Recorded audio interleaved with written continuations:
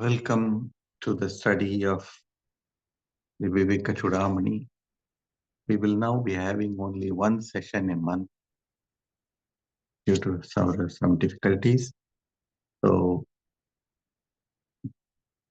but whatever we can, we should proceed with the text which we started. In the 97th verse of Vivekacudamani, Shankaracharya has spoken about the subtle body, Sukshma Sharira. It is called as Linga Sharira also.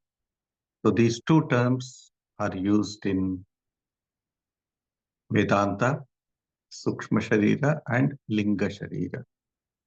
Linga means that which is denoted, that which is represented. That is called as Linga. So you denote something, somebody. In Sanskrit, for example, we have got Pumlinga, Strilinga, Napumsakalinga. Linga means that is denotion, denoting something, demarcating something or denoting something. So this is called as Linga Sharira. He says this subtle body is also called as Linga Sharira, and it is caused by the 5 elements which we studied in last class. We did study about it.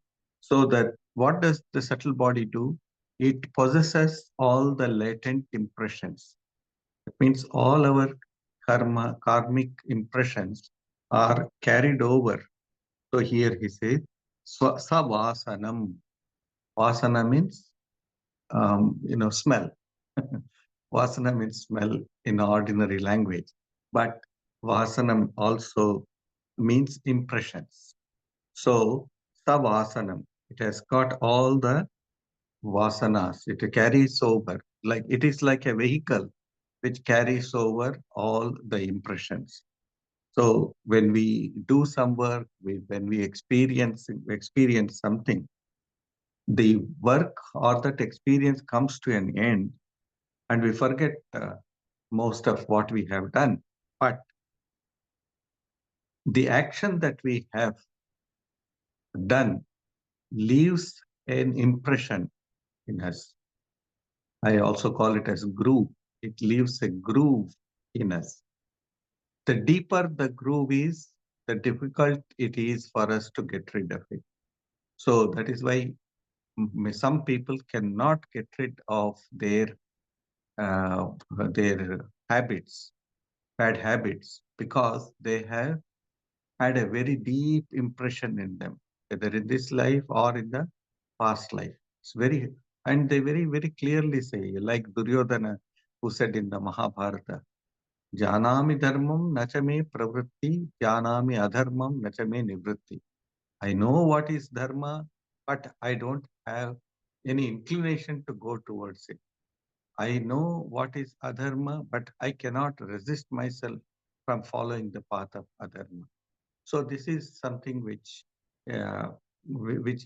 is due mainly to the vasanas or the impressions that we have created by our own actions. It might be in the past or it might be in the present as well. But generally, all the past vasanas, they start working or they start fructifying in this life. So he says, this is called as the Sukshma Sharira or the subtle body. But a question is always asked, is it possible for us to completely get rid of the effects of these vasanas? Yes, it is possible, but you need to work very hard. Just like we have weeds, some of the weeds just go deep into the earth. And if we want to get rid of it, we need to dig deep. So that is what we need to do. We need to dig deep into ourselves.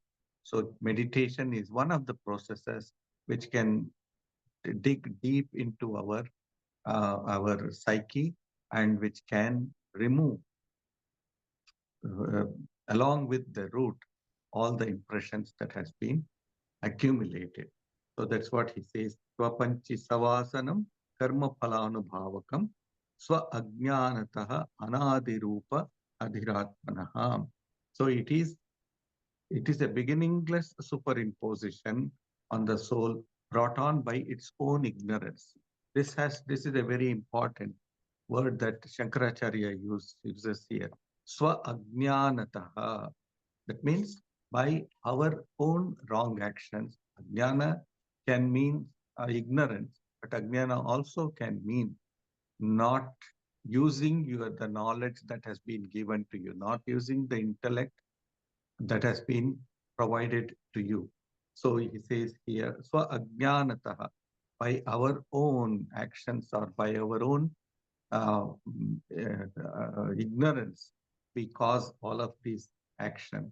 And therefore, ajnanataha adhiratmanaha. So it superimposes all the good impressions that you have, and this works very negatively upon us. Therefore, Swami Vivekananda used to say that real education is not just filling yourself with information. Real education must be character building. That means it must reflect in your character. It must go deeper into your character. Day by day in and day out, we need to make a conscious effort. See, that's why Patanjali says in the Yoga Sutras, it's an extraordinary sutra that Patanjali gives to us. That is Satu Dirgha Kala Nairantarya Satkara Asevito Drudabhumihi. What is success like? He says there, Dirgha Kala, it will take a long time. Do not be restless and say, I must get it today. It is not possible. And because such restlessness only brings us stresses or anxieties. So instead of that, Dirgha Kala, let it take time, but I am not going to give up.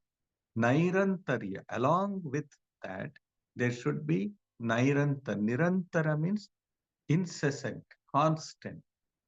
Nairantarya.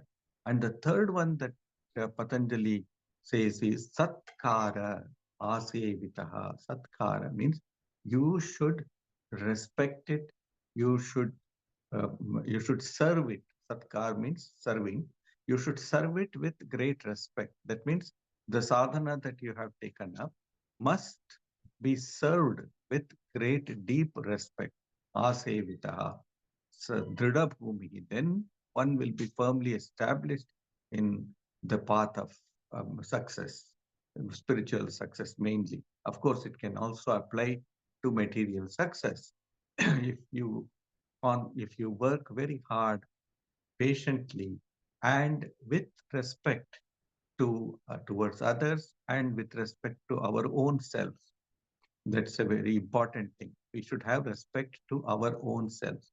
When we do not respect our own selves, then what we do is we get into the troubles like getting into drugs, etc. Because I am not respecting myself. I am not holding my body, which is a temple of God, in deep respect.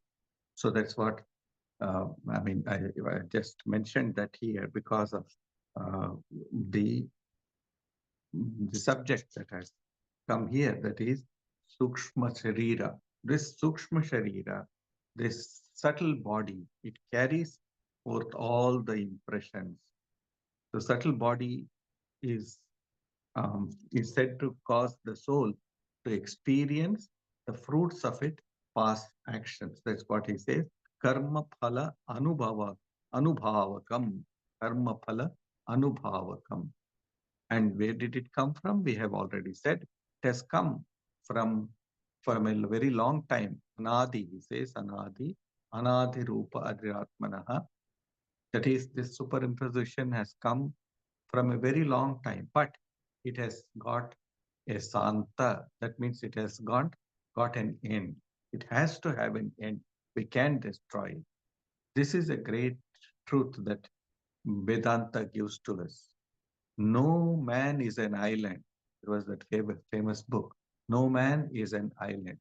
You can always go forward. You can always proceed from where you are and find the larger self. So it has to come to an end. No man is a born sinner. No man is a sinner for eternity. One can become Valmiki. One can become all the great saints in the past. So it is definitely possible for us to be like that. Sri Ramakrishna had a great devotee called Girish Chandra Ghosh. Girish Ghosh was a dramatist. He is known as the father of modern Bengali drama. He was a great dramatist. He used to write dramas. He used to write the plays. He used to write the lyrics, and he used to set it also to tune. And he himself used to act, a great dramatist. So he was an extraordinary person. But he was given to all sorts of vices. And yet he had one thing with him. He had great adherence to truth. He had great adherence to truth. And so he came to Sri Ramakrishna and he said, "Would I ever be saved?" Sri Ramakrishna said, "Why not? Why not? Anybody can be saved."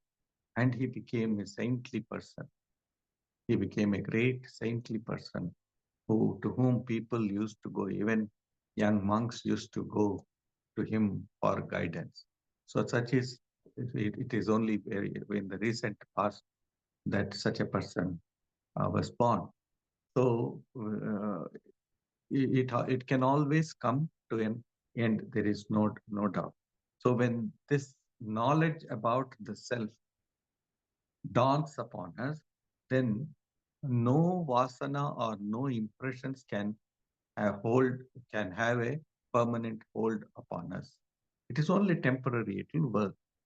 So I think I said last time that when we want to do something, we need to know we need to have the know-how of how to practice it. Sri Ramakrishna's example is, if you want to break the jackfruit, then you need to smear oil to your hands and to the knife, etc. And then if you cut it, then you will be all the sticky thing does not stick to your hands. You will be able to cut the jackfruit and then get the fruit out of it. Similarly, there is a lot of stickiness in this world, but the name of God or the thought about the divine is the oil that we need to smear within ourselves. So we will go to the next verse.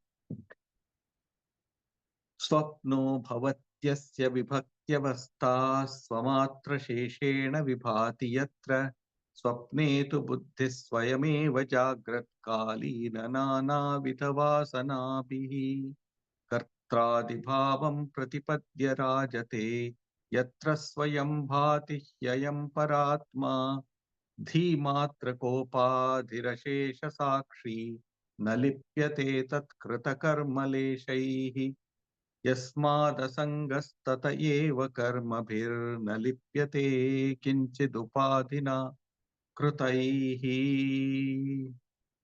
स्वप्नो भवत्यस्य. Now, Shankaracharya is talking about about the dream state. In the waking state, the subtle body functions. But what happens when we go into the dream state? That's what he is trying to say. Dream is a state of the soul distinct from the waking state, which is very clear, where it shines by itself. That means in dream, the soul, the Jiva Atma, it shines by itself. It's a separate state by itself, as it were. So, uh, what does it do? In dreams, the buddhi by itself, buddhi means antakarana, the inner organ here. Buddhi is not the external intellect that we are very familiar with. Buddhi is the inner organ which guides us or which tells us that this is right and this is wrong. See? Buddhi is that which tells you that this is right and this is wrong. Whereas the intellect, just the mere intellect, does not do this. It does not. Uh, it does not really tell you that this is right or this is wrong. It analyzes and puts before us the reality. But there it warns us, look, don't do this, but do this. Warns us. This is the difference, subtle difference between the buddhi and the mere intellect. So in the dream, the buddhi by itself takes on the role of the agent and the like, owing to various latent impressions of the waking state, while the Supreme Atman shines in its own glory, with buddhi as its own only superimposition, the witness of everything, and is not touched by the least work that buddhi does.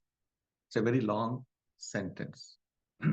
What does the the buddhi do here?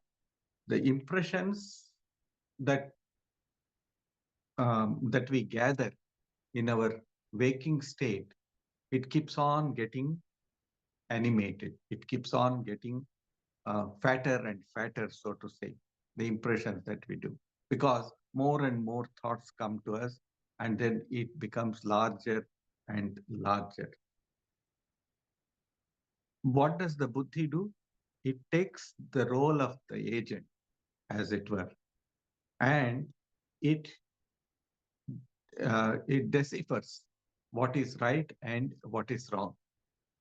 So swapne tu buddhi swayameva jagrat kalina nana vidhavasanabihi kartradibhavam pratipadya rajate. So it takes on the agent of uh, agent means that I am the owner, that I own this body, I own this subtle body. That's what it keeps on saying. So in the dream state, what does it do? The buddhi, which is an inner organ, antakarana, which we had studied earlier, it takes in all the experiences that we gather in the waking state, and it manufactures a new world, as it were. It just manufactures a new world. That is to say, it creates another new the world similar to the external world or the external experiences. And what does it do? It becomes like a master, and it says, I am dreaming, I am experiencing this. So it almost takes hold of the body and the mind and says, I am your owner. I am uh, your boss, so to say. And what does the Atman do? The Atman, it shines in its own glory, but it does not associate itself with either the buddhi or the.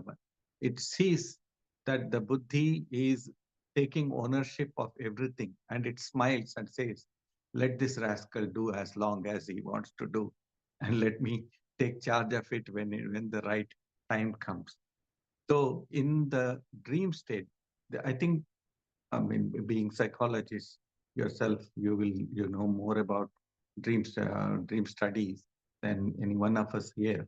So here, according to Vedanta, Buddhi itself manufactures all of these dreams, and it gives its various colors, various shapes, etc. Sometimes it may be a bit exaggerated also, just for fun, because it has taken the ownership, it becomes like an agent. Therefore, it tries to exert its influence upon the mind and says, look here, what I have created. See what I have created. That's what it says. So here, the Supreme Atman, what does it do? It shines in its own glory. It does not get involved in any of these experiences. The Supreme Self or the Atman is behind the Buddhi. It is shining. So in fact, the Buddhi is able to create all of this because of the shine of the Atman only. But unfortunately, the Buddhi does not know the presence of the Atman, and it goes about egoistically creating and destroying also. While Atman is just witnessing, this is called as the Sakshi Bhavatva of the Atman. The Atman does not do anything. In fact, when we go into deep meditation, we can have a glimpse of this Sakshi Bhava. You can have a glimpse of how your mind works, how your intellect works. Of course, one needs to go very, very deep into meditation, then only is it possible. So in the what Shankaracharya says here is that in the dream state, the Atman shines with Buddhi as its only superimposition. The matraka upadhi. That means its only superimposition is that. In the waking state, both the gross and the subtle body constitute the covering of the Atman, whereas in a dream state, only the subtle body is covering the presence of the Atman. So, one of our great souls, Swami Yatishwarananda, used to say that uh, in an ordinary person's case, one goes into sleep as a fool, enters into sleep as a fool, and wakes up as a fool. Whereas a person of knowledge, a realized soul, goes into sleep, means into this state of absorption, total absorption, and comes out as a realized soul. When one has the divine experience or Atma Jnana, that's what happened. They go into it as ordinary mortals, but when they come out as knowers of Brahman, knowers of the Atman. That's the difference between us and the ordinary beings and the great saints and souls. So they have their identified or they have seen the Atman. Whereas here we have not seen the Atman, we have only experienced the presence of the Buddhi over here during the dream state. So, and the Atman in dream is the witness of everything. That's what he says here. The Atman is the witness of everything. The term Sakshi, that means observer, is a very beautiful term. It means the witness, eternal witness. The Atman is witnessing everything that is taking place in the dream state as well as in waking state. Just as sun is the witness of everything that happens in this world. The solar system is witnessing everything, as it were. So the sun penetrates into all the nooks and corners of the earth, and it knows what is happening where. So similarly, the Atman is the witness of everything. Only the buddhi comes in the middle and just hides the Atman. In fact, some people, some great saints say that they do not have dreams at all. Generally, uh, every one of us have dreams. But in the case of the saints, they do not have the dreams at all.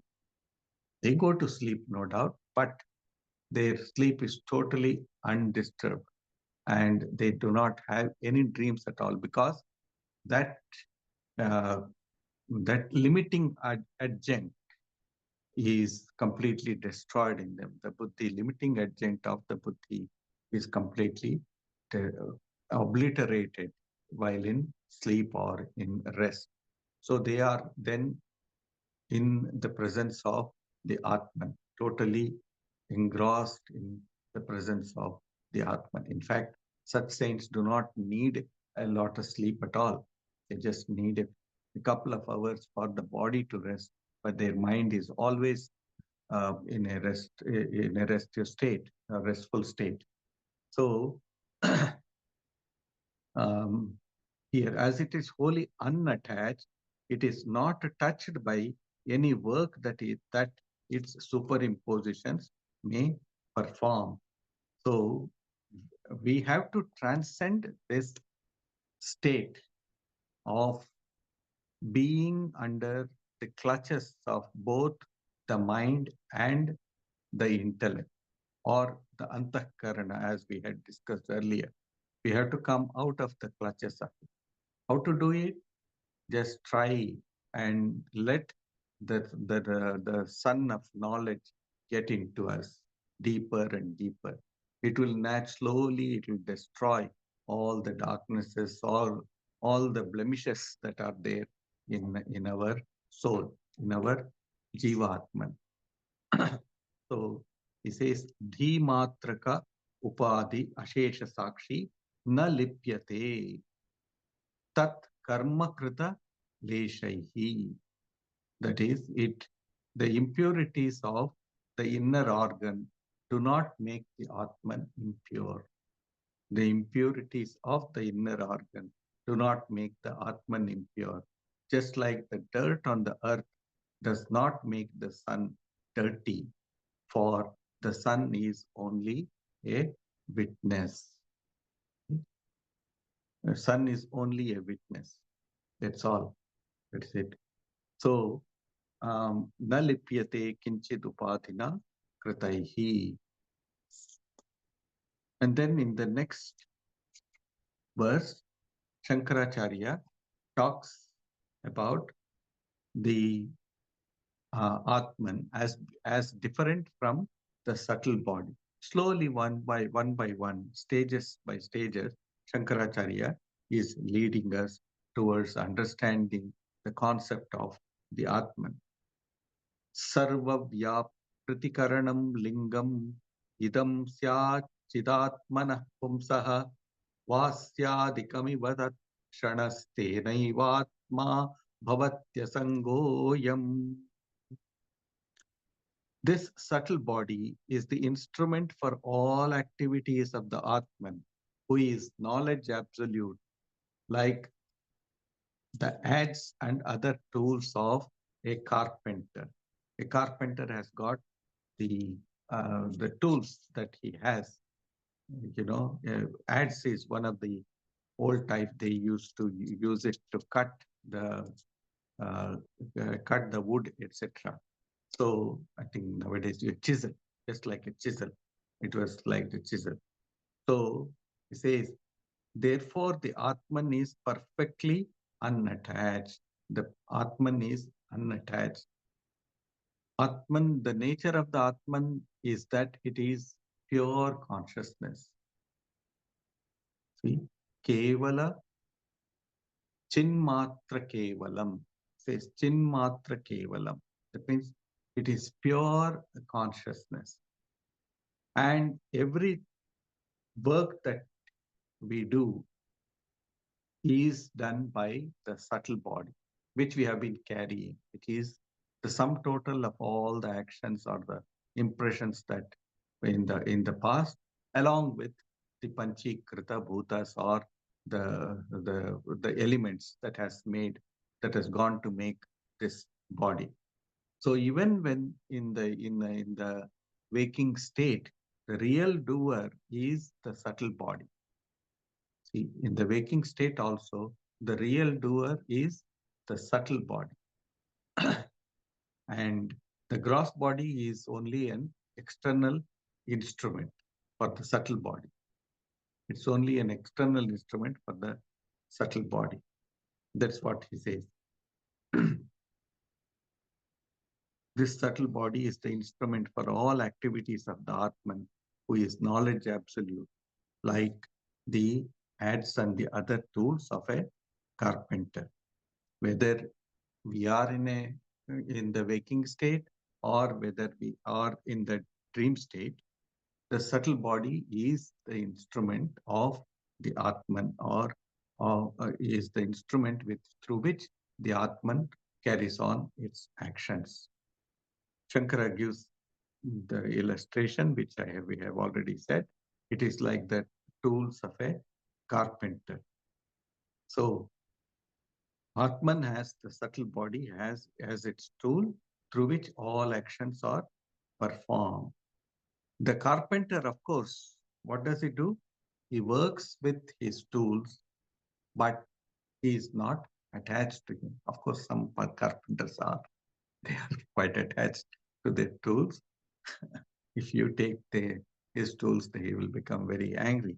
So they are attached. But generally, yes, after using the tools, and when they retire, they are no more bothered about it. They will just sell it away, or they will just give it away to somebody who can use it. So the tool and the wielder of the tool, these are two different things. So the wielder of the tool is only for a certain period of time, whereas the wielder of the tool is always present, is always existent, so to say. This is conveyed in the next verse also. Andhatvam patutva dharma saugunyaya saugunyavaigunyavashati chakshusha वाधिर्यमूकत्वमुखास्तथैव श्रोत्रादिधर्मा न तु वेत्तुरात्मनः. Atman is also different from the sense organs. That's what Sri Shankaracharya is trying to impress upon us. Blindness, weakness, and sharpness are conditions of the eye, due merely to its fitness or defectiveness. If it is fit, then everything is okay, and you are not blind, and you do not have weakness, and you have sharpness, etc. All of this is if you are fit. So are deafness, dumbness, and so on of the ear, and so forth. So all the 5 organs is being mentioned here. Shrotra, Tvak, Jihva, Grana, Prana. It means Shrotra, that means Chakshu, that means the eye. Blindness can be caused, and then weakness can be caused, or deafness can be caused. But the Atman, never of the Atman, the Atman is beyond all of these. That is to say, the defects of the tool never belongs to the wielder of the tool. You may be blind, you may be dumb, you may not be able to hear, but the Atman is the same to all, everyone. See, this is the Catholicity of Vedanta, that it does not differentiate between the good or the wicked, or the possessed, the well-possessed or the ill-possessed. There is no difference at all. So Atman is unattached to any one of these.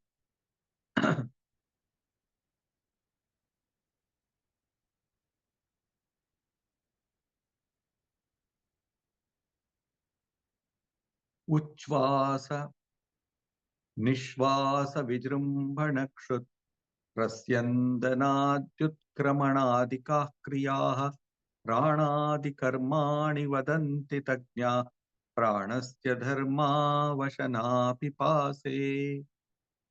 Now, Shankaracharya is also talking about the prana, the bioenergy that causes us to perform all our actions.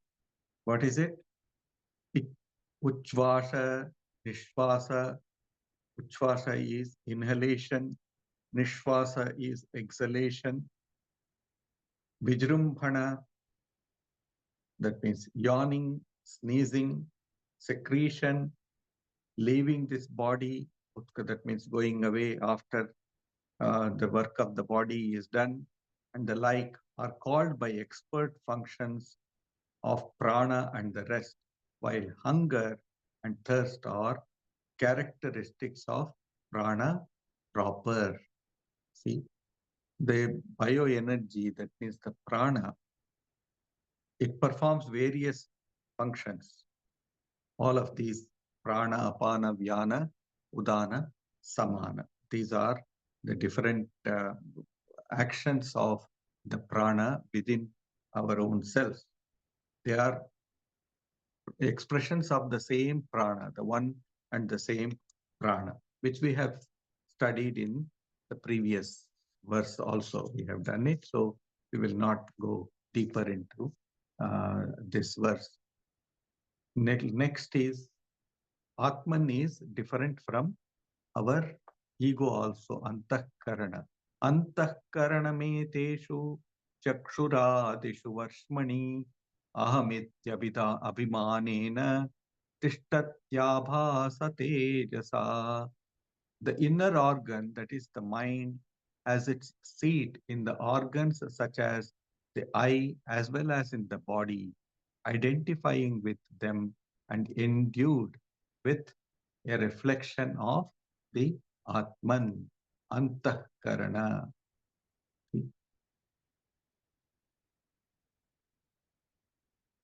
Inner organ. What does it do?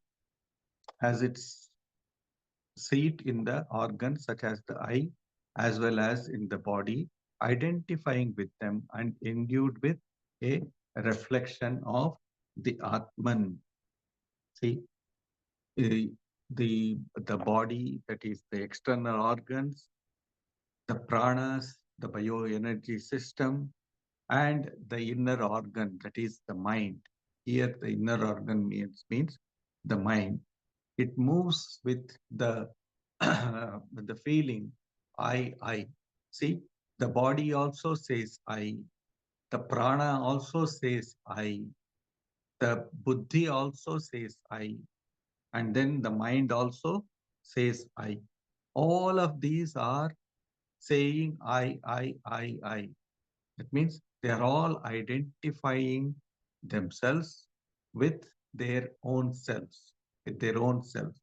But they scarcely understand body, mind, everything. They scarcely understand that they are actually owned by somebody else. What is it? They are all actually owned by the Atman. The Atman is the real I, but the Atman has lent its presence to all of these. Just imagine the Atman is there behind and it is shining its light to the buddhi, it is shining its light to the mind, it is shining its light to the organs, and they all say that I am greater, I am greater, I am greater. In the Prashna Upanishad, we come across this story of all the different organs fighting amongst themselves. See, or the different, not only the organs, they are the different elements also. They are all fighting amongst themselves and say that they are the greater, they are the greatest. Agni, the fire, it says that I am the greatest. I am the best among all. Vayu says, I am the best among all. The water says, I am the best among all. Without me, there can be no life on earth, and so on and so forth. And then they are fighting like this, and at a distance, they see an apparition. It's called Yaksha, an apparition, and it is glowing very brilliantly. So these people who are fighting and saying, I am the greatest, they look at it and say, what is this? It is not something that we have ever seen. So they send one of them, I think the Vayu or the wind god, he goes and asks that person, who are you? And the apparition, the Yaksha says, well, I will tell you who I am after you answer my question. Says, who are you? Well, I am Vayu.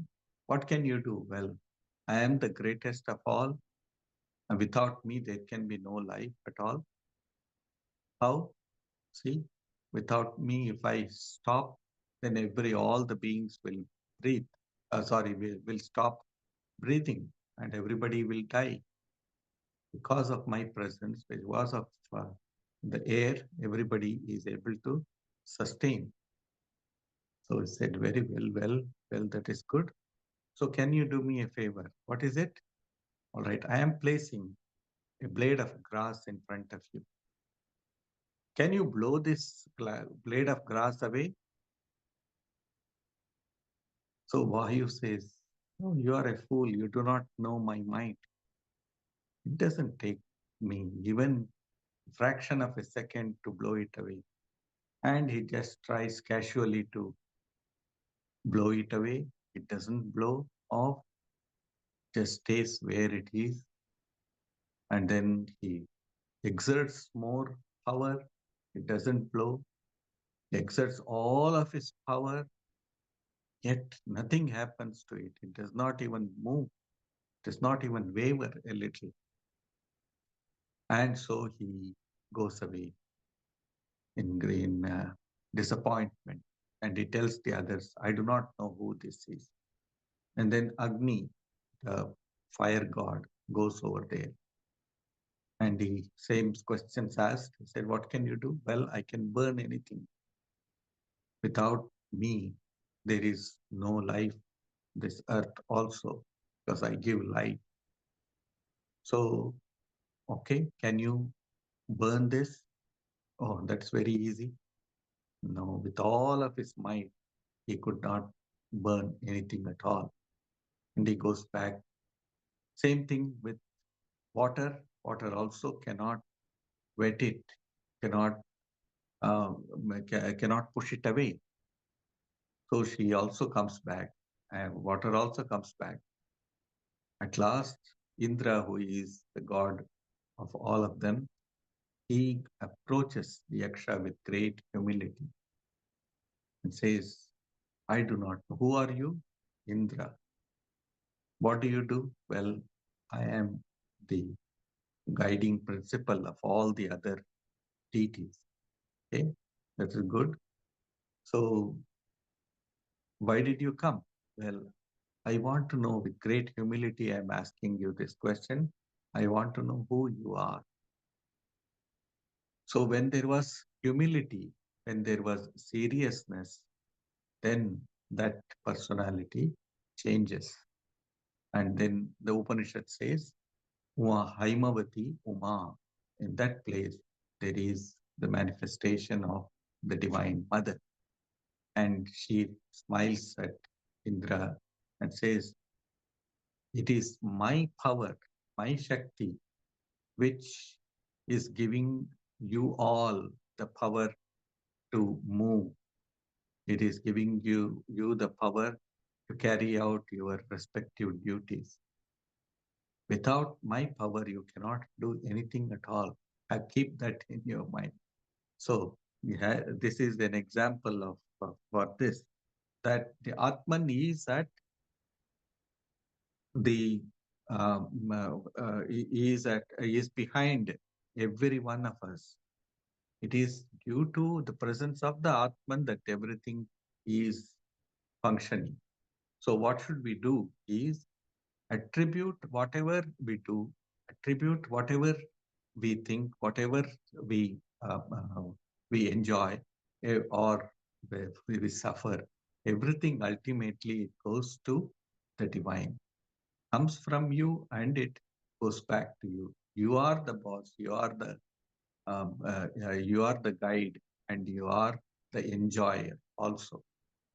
So if we can have that sense, and being just a mere tool, Sri Ramakrishna used to sing this song from a great saint called Ram Prasad. Ami Jontro, Tumi Jontri. I am a machine and you are the operator. I am a machine and you are that means I am a tool and you are the wielder of the tool. That concept has to come to us. Instead of that, if we keep on saying I, then it will never, we will never be able to have total peace. We will never be able to achieve any kind of perfection in this life also. So this,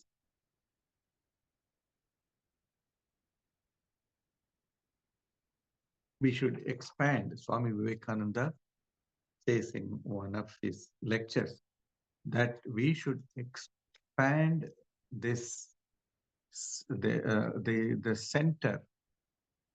That means right now we have put the center in the middle, the Atman in the middle, and it is very tiny. That means our recognition of it is that it is very tiny. Instead of that, let us give space to the Atman more and more. Let the circle keep on becoming more and more and more and more. And a time should come in our life when it envelops our whole being, envelops all our actions. That is what the Vedanta teaches to us through these verses.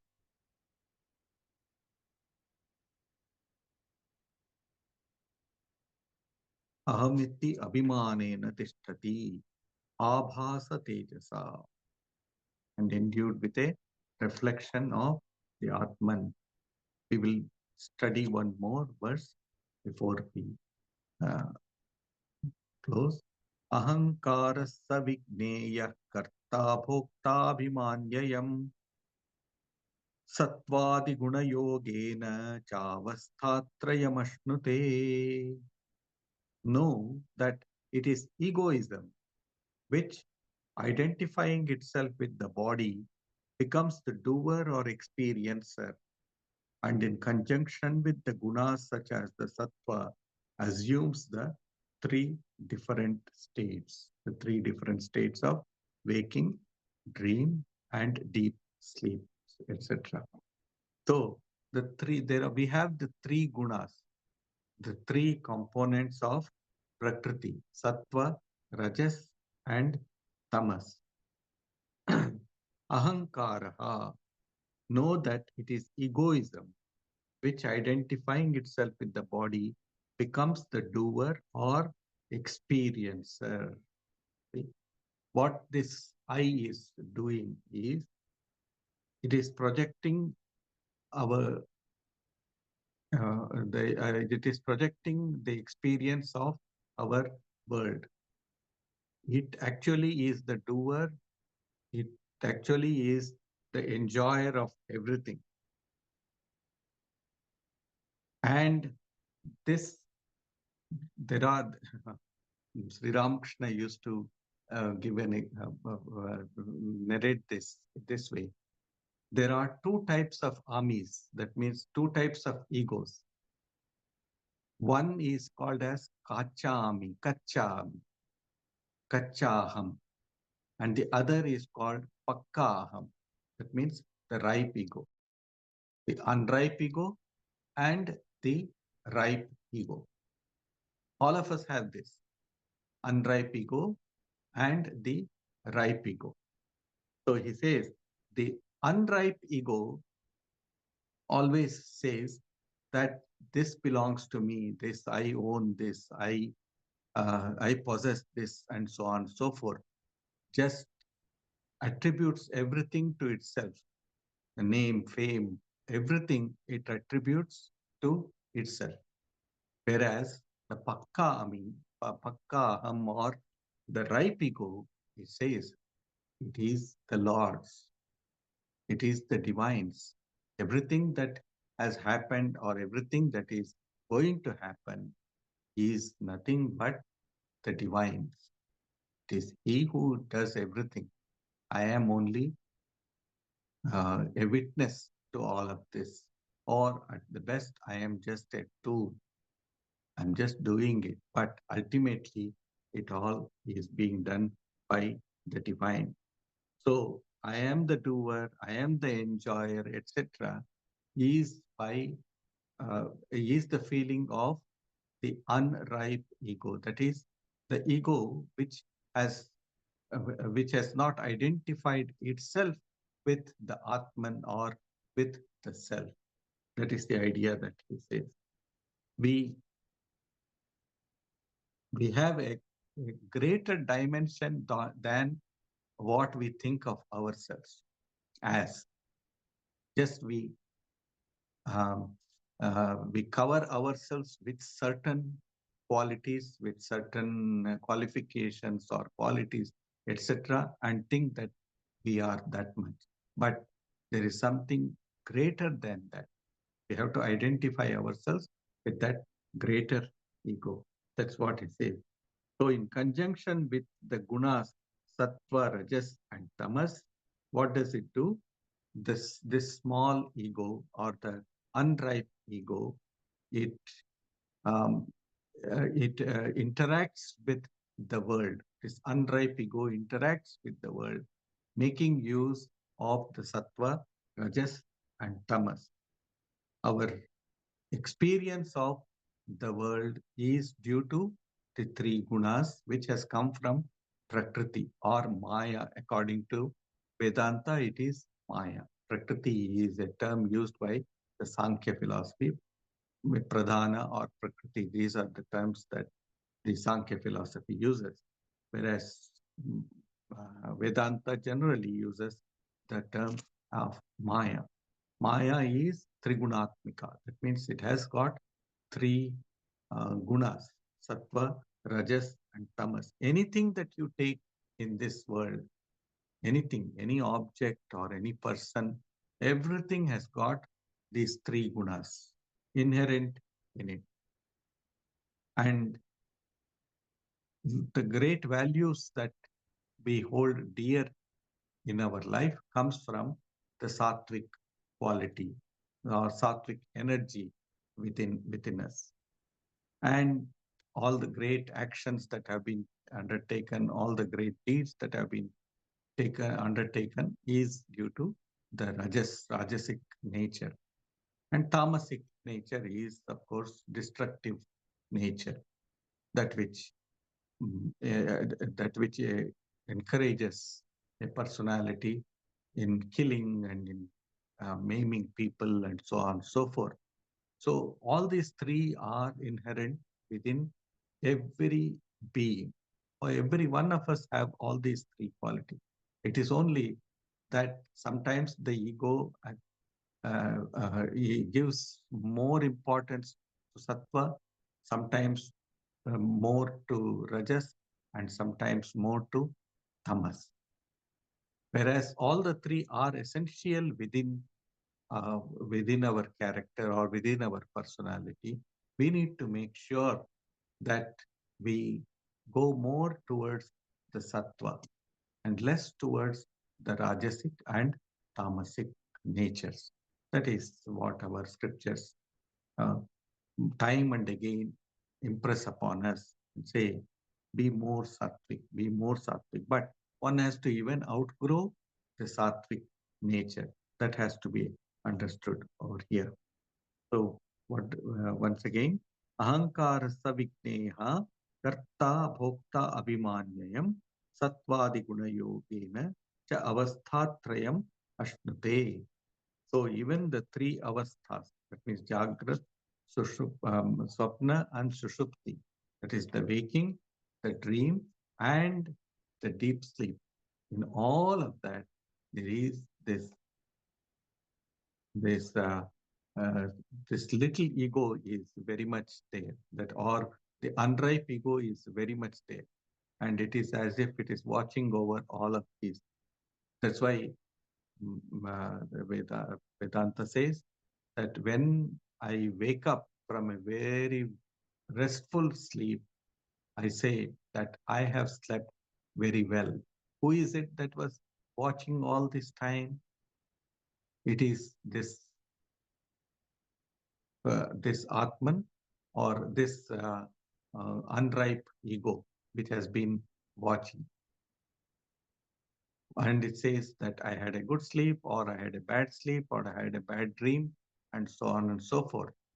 But once that unripe ego gets converted into ripe ego, that is to say, when our identity becomes one with the Atman or with the self, then one will say, well, even in waking, I am happy. Even in dream, of course, one does not dream there. Even in dream, I am happy.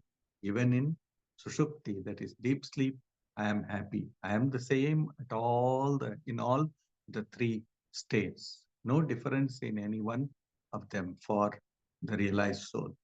So that is what is being mentioned over here.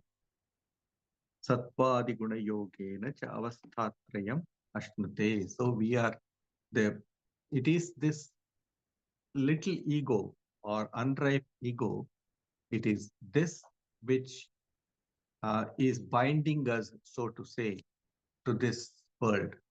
It is binding us.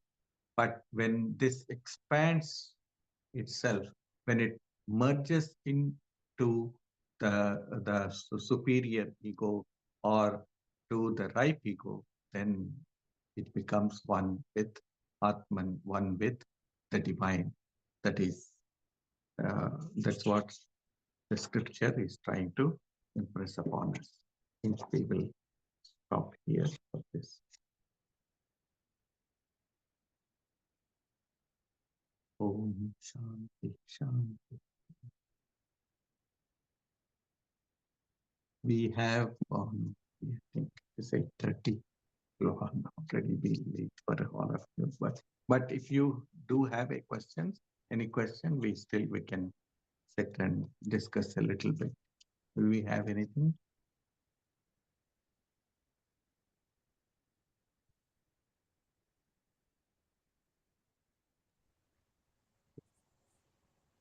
Swamiji, you mentioned about ego. Yes. The mature ego and the mature ego. If one does not have, like, you identify that ego and one does not have ego, wouldn't the separation between us and the world go away? Like, how do we live in the world without having that identity? That's a very good question that you have asked. So, Sri Ramakrishna was asked this question by a devotee, and he answers this question, and he says that yes, God keeps, or the divine keeps in such persons who have realized, whose ego has been obliterated, he keeps a little bit of ego, which is not a destructive ego, which is something called, which is a constructive ego in such a person. That is why they come for loka kalyana. That means for the betterment of the others. A little bit of, so Shankaracharya, he says, Shankaracharya had kept this ego of knowledge with himself. And some devotees like Sri Chaitanya Mahaprabhu, he kept the ego of bhakti with himself. So a little bit of that ego is kept within themselves. And in order for them, yes, they will be dealing with everyone, but they are not attached to themselves, they are not attached to the others also. They will exert all their influence. They will sometimes be able to chastise you, there is no doubt. But it is all for your welfare and for nothing else. For them, it is Loka Kalyan, that means the betterment of the others. That is the only goal of such persons. Yes, they will be able to act, only keeping this kind of ego with them.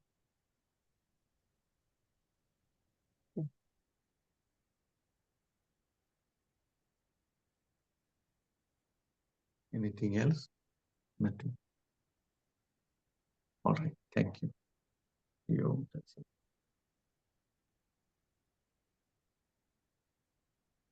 Thank you, Swamiji. Thank Thank you, Swamiji. Thank you. Amen.